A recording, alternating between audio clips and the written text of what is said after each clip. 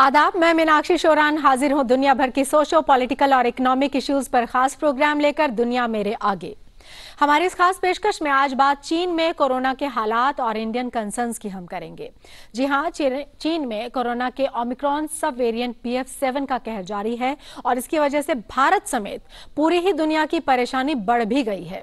World health organisation का कहना है कि चीन कोरोना की रियल टाइम सिचुएशन के बारे में सही से जानकारी भी नहीं दे रहा है। यूरोपियन कंट्रीज जैसे इटली, स्पेन के बाद अब ब्रिटेन और फ्रांस ने भी चीन से उनकी कंट्री में आने वाले मुसाफिरों के लिए RT-PCR नेगेटिव रिपोर्ट होना जरूरी कर दिया है। फ्रांस ने कहा है कि चीन के लोगों के पास 48 घंटे पहले की कोरोना की नेगेटिव रिपोर्ट होना जरूरी है। इसके बाद भी उनकी रैंडम टेस्टिंग जो है वो भी की जा सकती है। भारत में भी 1 जनवरी से चीन से आने वाले मुसाफिरों के लिए RT-PCR टेस्ट जरूरी कर दिया गया है। लेकिन अहम सवाल यह है कि चीन में कोरोना के हालात से दुनिया और खास करके हम कितने महफूज हैं। इसी पर बात करने के लिए हमारे साथ स्टूडियो में मौजूद हैं 3 खास मेहमान। Pandit Bhagwat Dayal Sharma, post graduate, institute of medical sciences Rohtak में रेस्पिरेटरी मेडिसिन के सीनियर प्रोफेसर और head of department. Doctor Dhruv Chaudhary हमारे साथ मौजूद हैं। Sir, welcome to the studio.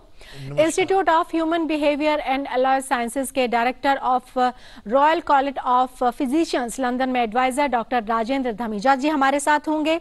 Sir, welcome to the studio. और all India institute of medical sciences AIIMS के नेफ्रोलॉजी डिपार्टमेंट में additional professor doctor RK Yadav हमारे साथ मौजूद हैं। Sir, welcome to the studio.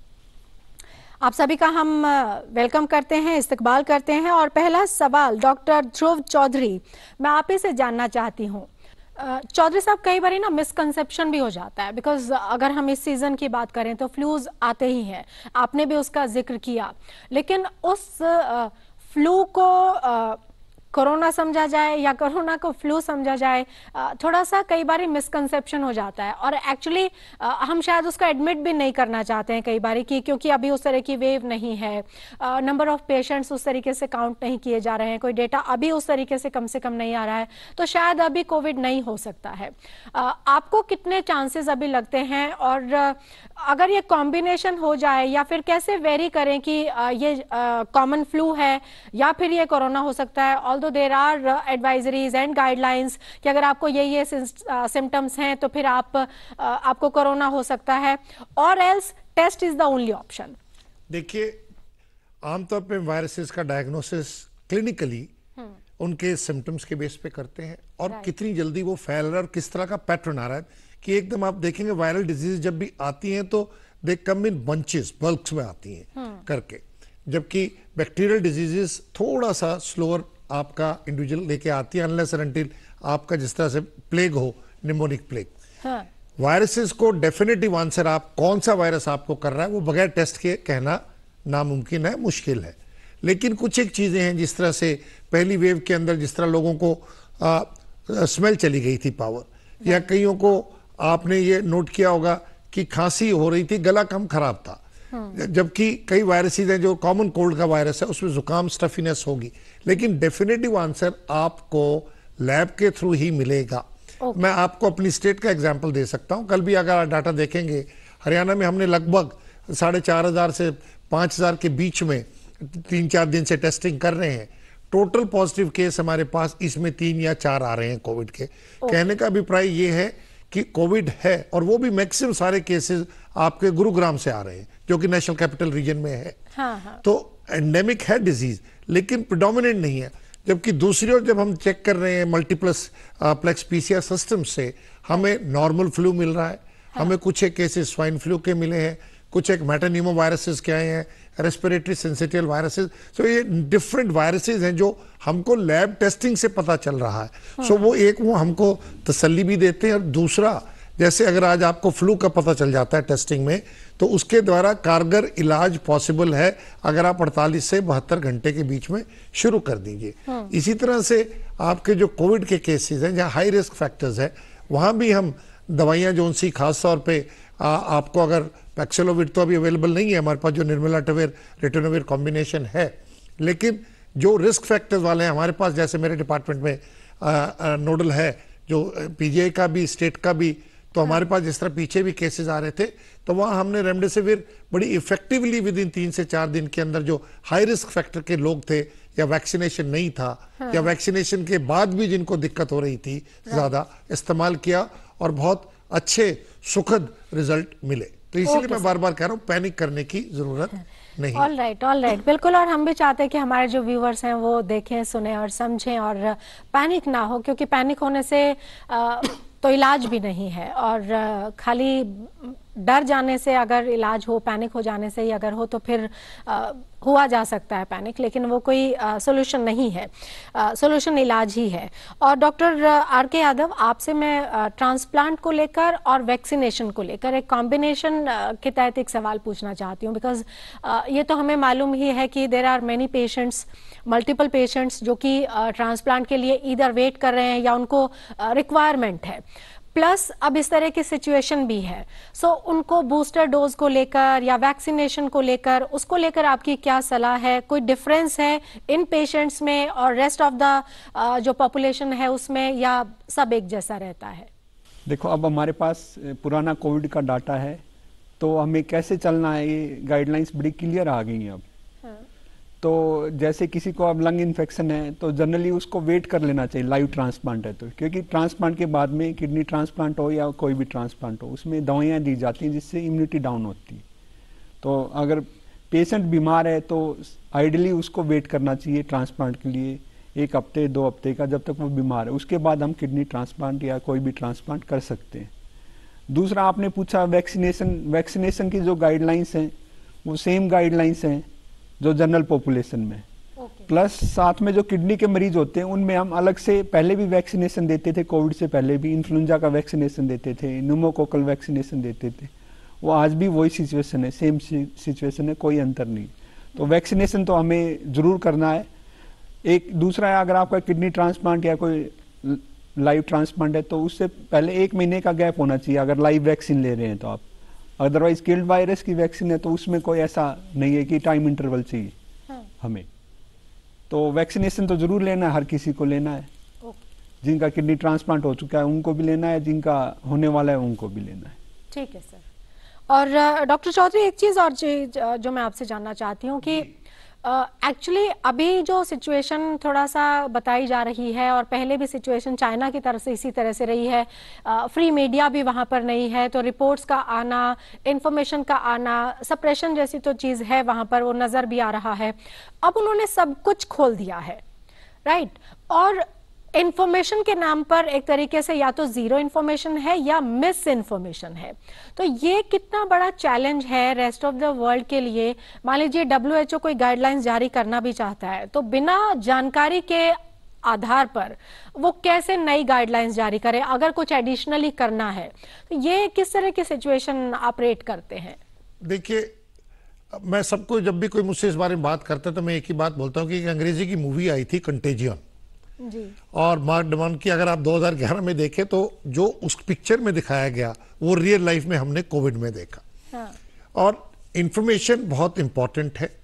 ना इंफॉर्मेशन, जब मिस इंफॉर्मेशन होती है वो ज्यादा मिसलीडिंग होती है। राइट। लेकिन हमको ये मान के चलना चाहिए कि जो छन के आ रहा है वहां से आपका इंडिपेंडेंट सोर्सेज से वो, और जो सरकार बोल रही है, उन दोनों के बीच में कितना आपस में मिलाप है।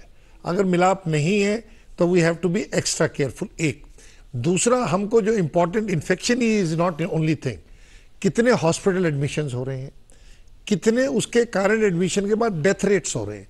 इन्फेक्शन, अगर आपको जिस तरह ओमिक्रॉन के अंदर हमें इन्फेक्शन हुआ लेकिन हमारा एडमिशन रेट नहीं बढ़ा, हमारा डेथ रेट नहीं बढ़ा, तो उसके अंदर फिर हमें इतना घबराने की जरूरत नहीं होती। क्योंकि दिक्कत कहाँ है कि अगर आपको डेल्टा वेव 2021 की याद होगी हिंदुस्तान की, उस समय जब पेशेंट्स आए तो एडमिशंस बहुत ज्यादा था, ऑक्सीजन की भी हमें किल्लत आई उस समय, और पेशेंट्स का डेथ रेट भी रिलेटिवली काफी हाई था।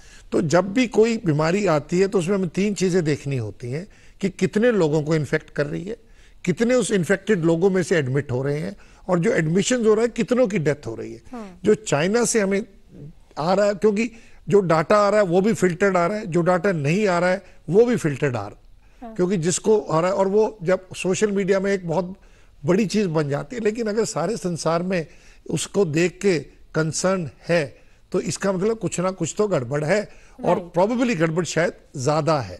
और जब चाइना ने खोला है तो इट इज एक्सपेक्टेड कि एकदम पीक आएगी, और वहां से जो ट्रेवल कॉन्टिन्यूएशन है, प्रोबेबिलिटी यही है कि वो इन्फेक्शन दूसरी कंट्रीज में जाएगा। तो इसका आंसर क्या है? आंसर जो भारत सरकार ने किया है कि सर्विलेंस हमको रखना है। जो लोग ट्रेवल होके आ रहे हैं उनको हमको 2% से 5% का हम रेगुलरली सैंपल की जांच कर सकते हैं, पर मैं ये बताना चाहूंगा कि हम 100% नहीं पकड़ सकते। 70 से 80% तक जानना हम भी लोगों चाह को रही थी पकड़ सर पाएंगे। कि प्रैक्टिकली फिजिबल कितना होता है ये? प्रैक्टिकली देखिए, you can delay it, it is inevitable, you can only delay it, and then in the meanwhile you can get ready. आप प्रिपेयर कर लेते हैं अपने आप को। अब ऑलरेडी जिस तरह से, अगर आप होगा, पिछले मंगलवार को हम सब ने बैठ के पूरी एक्सरसाइज करी कंट्री के अंदर, और अपनी प्रिपरेशंस को देखी, इक्विपमेंट्स को देखा, ऑक्सीजन स्टोर्स को देखा, तो इस बार ही हम लोगों की प्रिपरेशन है। एक एक्सपेक्टेशन है हमें कि अगर पिछले साल वाली जितनी दिक्कत हमें अप्रैल में देखनी पड़ी थी, क्या हम उसको डील कर सकते हैं? तो मैं पूरे सिस्टम के साथ और पूरी आपको उसके साथ कह सकता हूं, जिम्मेदारी के साथ, कि इस बारी सिस्टम पूरी तरह से तैयार है। हमें साइंस का मालूम है, हमें एविडेंस का मालूम है, हमें ये मालूम है कि इसको कैसे डील करना है। जो जब शुरुआत हुई थी उसका हमें कुछ भी नहीं मालूम था, अनसर्टनिटी थी, तो इसलिए फेयर फैक्टर ज्यादा था। हमें सिर्फ अनसर्टनिटी इस समय एक ही है कि क्या इंसिडेंस है और कौन सा वेरिएंट है जो वहां कर रहा है। अगर मैं एज ए डॉक्टर मैं देखता हूं या एज ए साइंटिस्ट मैं देखता हूं, अगर मुझको दिखता है कि वुहान के अंदर दिक्कत नहीं है, चाइना में जो पिछले एपिसेंटर्स थे, या इटली के जो पिछले एपिसेंटर्स थे, या इवन यूएसए के पिछले एपिसेंटर्स थे, या यूके के, अगर वहां दिक्कत नहीं है, तो मैं यही एक्सपेक्ट करके चल सकता हूं कि आने वाला कल हमारा इतना चिंताजनक नहीं होगा। लेकिन ओवर कॉन्फिडेंस कभी नहीं रखना चाहिए, हमें अपनी तैयारी रखनी चाहिए। और वायरसेस के अगेंस्ट एक ही चीज है, surveillance, surveillance, surveillance. Okay, and I am hopeful and I am sure कि हमारी जो गवर्नमेंट है, जो भी इसके बारे में मेजर्स लेने की ज़रूरत है वो लिए जा रहे होंगे। और ये भी एक चीज़ और मैं आपसे समझना चाहती हूँ डॉक्टर आर के यादव, कि हमें सबको मालूम है कि जो कोविड डेथ्स हुई और फर्स्ट वेव और सेकंड वेव जब आए, और उसमें हमने देखा कि स्पेशली अगर हम डेल्टा वेव की, सेकंड वेव की बात करें, तो वहाँ पर काफ़ी लाइफ का लॉस था। और जिस तरीके से लास्ट राइट्स किए जा रहे थे, या जिस तरीके से डेड बॉडीज को हैंड ओवर किया जा रहा था, रादर एक तरीके से नहीं ही हैंड ओवर किया जा रहा था। सो ऐसे में पोस्टमार्टम और बाकी सब चीज़ें तो एक तरीके से बिल्कुल उसकी गुंजाइश ही नहीं बचती है। लेकिन ट्रांसप्लांट के लिहाज से, क्योंकि आपको एक ऑर्गन हो सकता है कि आपका फेल कर गया, लेकिन बाकी ऑर्गन्स हो सकते हैं कि आपके फंक्शनल हो सकता है आप आइज डोनेट कर सकें, हो सकता है आप किडनी डोनेट कर सकें। तो ऐसी सिचुएशन क्या कोई है या बन सकती है?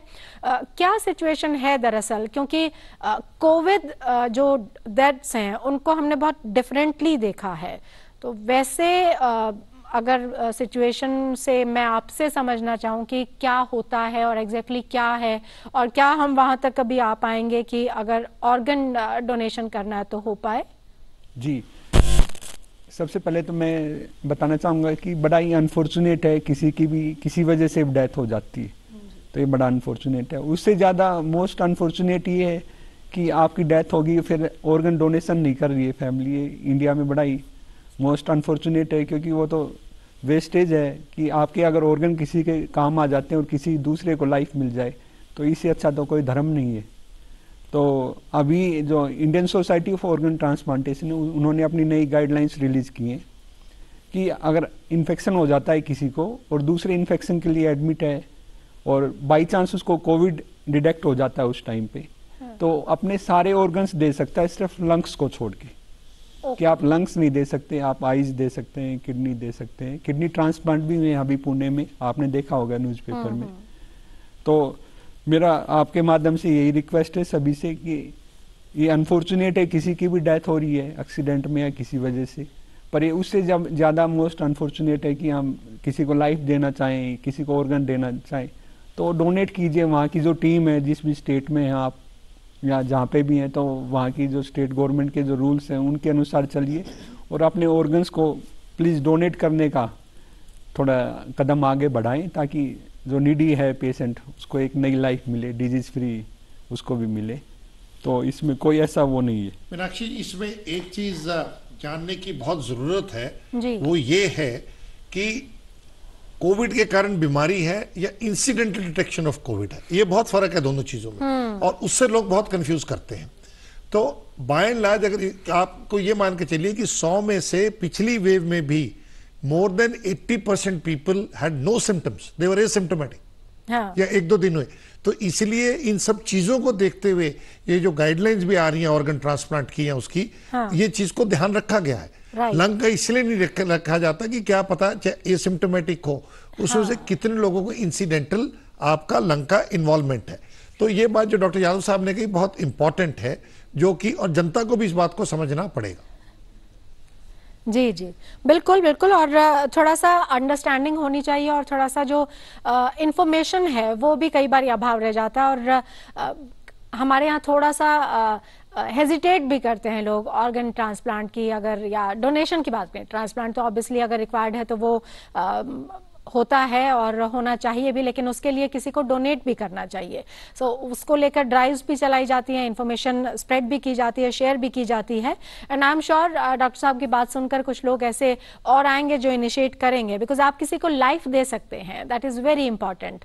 और आपसे जो डॉक्टर चौधरी मैं जानना चाहती हूँ वो ये कि जो वैक्सीनेशन है उसमें एडवांसमेंट करते रहना पड़ेगा, एज यू सेड अर्लियर।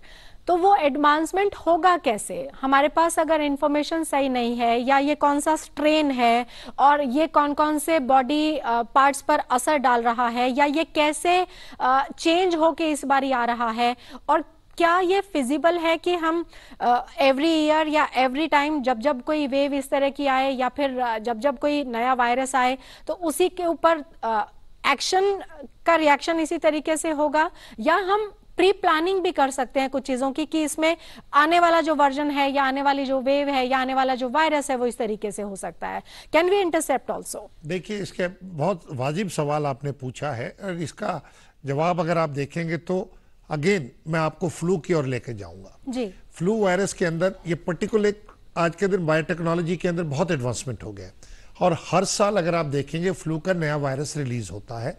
पहले सिंगल होता था, फिर डबल हुआ, ट्रिपल हुआ, आज के दिन 4 इकट्ठे डिफरेंट स्ट्रेन्स, इन्फ्लुएंजा ए के 2 डिफरेंट स्ट्रेन्स आते हैं, जिसमें एक स्वाइन फ्लू है, एक H3 जो नॉर्मल इन्फ्लुएंजा है, एक इन्फ्लुएंजा बी और सी का। तो उसकी डिफरेंट स्ट्रेन्स हैं। कहने का मेरा अभिप्राय है कि जिस समय मान लीजिए किसी को कोई इन्फेक्शन है, वहां से हम जो सर्विलेंस करते हैं उससे हम स्ट्रेन्स को पिक करते हैं।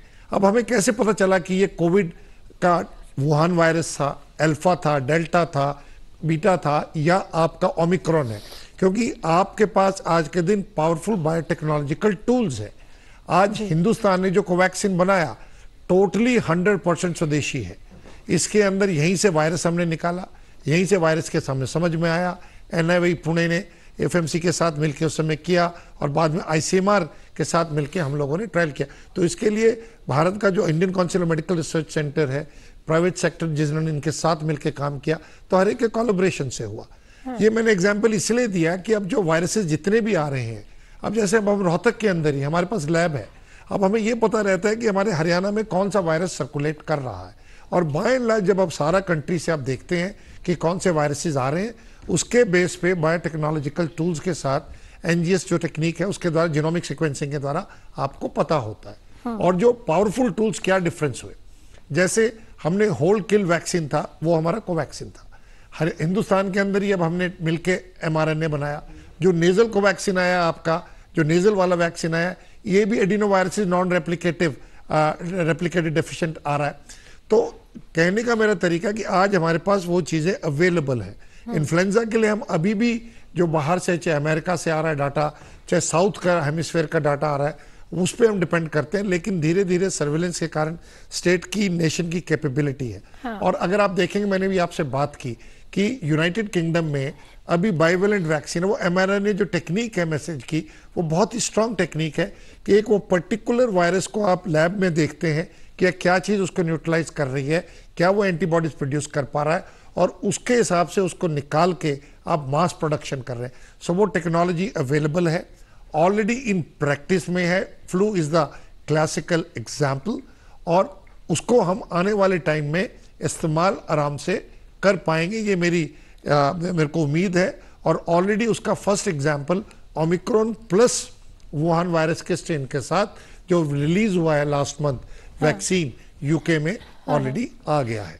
जी डॉक्टर धमीजा, हम क्योंकि इंडियन कंसर्न की बात कर रहे हैं और हमारा जो नेशन है उसने जिस तरह से पेंडेमिक के दौरान में काम किया है दैट इज़ वंडरफुल, वो चाहे वैक्सीनेशन को लेकर हो या जितनी भी हमारी ड्राइव चली सब के सब।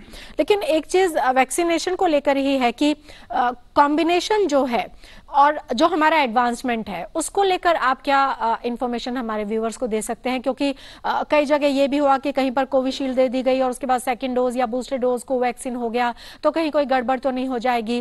कुछ मिसकंसेप्शंस भी फैले, हालांकि उसको काफी हद तक कट डाउन करने का काम किया और वो मीडिया ने उसमें अपनी भूमिका निभाई, but still some concerns are there. आप उनको कैसे एड्रेस करते हैं? डेफिनेटली कुछ कंसर्न्स लोगों के रहे होंगे, लेकिन सरकार के पास एक बहुत बड़ा एक्सपर्ट ग्रुप है जो पॉलिसी तय करता है कि कौन सी वैक्सीन किस समय पर किस अंतराल में लगनी चाहिए, और वो अभी भी अपना काम कर रहा है और बड़ी अग्रेसिवली कर रहा है। और जैसे कि डॉक्टर चौधरी ने बताया कि मिक्स एंड मैच वैक्सीन की जो एफिशिएंसी है वो प्रूवन है। और हमारे यहाँ पे चाहे शुरू में हमारे वैक्सीन नहीं थी, वहाँ का डाटा है बाहर की कंट्रीज का, तो अभी तक यही पता लगा है कि जो अलग अलग टाइप की वैक्सीन लगी हैं जिन लोगों को उसमें एफिशिएंसी आई है। और जहां अब यहाँ पे लोगों को कोवैक्सीन लगी है उसी के बूस्टर जो लगा है लोगों को, तो उस हिसाब से अब नेजल वैक्सीन आ गई है तो मिक्स एंड मैच होना चाहिए और उसका एविडेंस गैदर हो रहा है, एविडेंस इकट्ठा हो रहा है और आने वाले समय में हमें पता लगेगा कि कौन सी वैक्सीन किसके साथ ज़्यादा मैच करती है या कम साइड इफेक्ट्स हैं। साइड इफेक्ट तो बहुत नेग्लिजिबल हैं, रिस्क और बेनिफिट देखा जाए तो ह्यूज बेनिफिट है वैक्सीन का। और हमारे देश ने ये पूरे विश्व को दिखाया है कि वैक्सीनेशन का असर जो है कितना इम्पैक्ट पड़ सकता है पैंडेमिक को कंट्रोल करने के लिए। तो आपके माध्यम से हम सभी की ये गुजारिश है कि वैक्सीन अगर किसी को थर्ड बूस्टर या प्रिकॉशनरी डोज नहीं लगी है तो वो लगवाएं जरूर, और बाकी की पॉलिसी जैसे सरकार तय करेगी आने वाले समय में उस हिसाब से, चाहे वो हेल्थ वर्कर्स हों, चाहे वो एल्डरली पॉपुलेशन हो, चाहे वो कोमॉर्बिड कंडीशंस हों, उस हिसाब से लगाए जाएंगे। लेकिन अभी मुझे लगता है कि हमारे लेवल पे, जनता के लेवल पे मास्क ही सोशल वैक्सीन है और उसका हम अगर उपयोग करेंगे तो ना केवल कोरोना वायरस या कोविड-19 बल्कि दूसरी जो हमारी वायरल प्रॉब्लम्स हैं, रेस्पिरेटरी वायरल प्रॉब्लम्स, तो उसको भी कंट्रोल किया जा सकता है। तो ये एक इम्पॉर्टेंट मैसेज आना चाहिए कि वैक्सीन तो वैक्सीन लगेगी ही और सबको लगवानी चाहिए, लेकिन उसके साथ साथ अपने बचाव के लिए मास्क जरूर पहने। उससे ना केवल आप अपना बचाव करेंगे लेकिन औरों को भी इन्फेक्शन नहीं लगने देंगे, तो इससे बड़ा इंपॉर्टेंट इफेक्ट पड़ेगा कम्युनिटी के ऊपर।